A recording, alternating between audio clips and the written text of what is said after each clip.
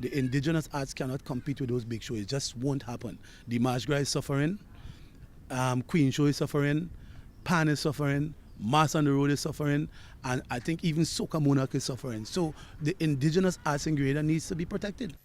The view of executive member of the Steel Band Association, Michael Robertson.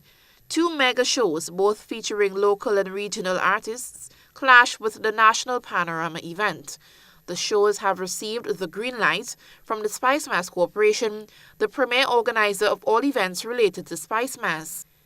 The Steel Band Association says their issue is not with the shows, but rather the August 6th date granted.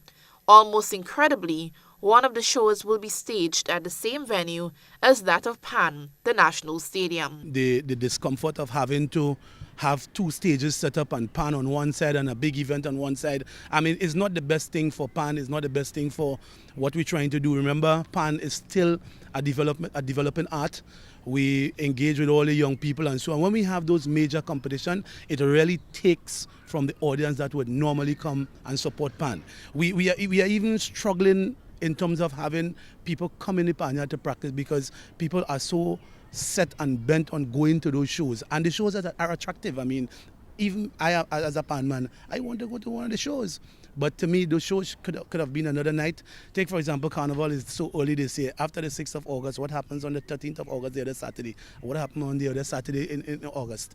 I really think those shows should be moved and Pan and the indigenous arts in Carnival should be allowed a space. The point has been made that Pan has its popularity challenges, and the staging of other shows does not affect the attendance at Panorama.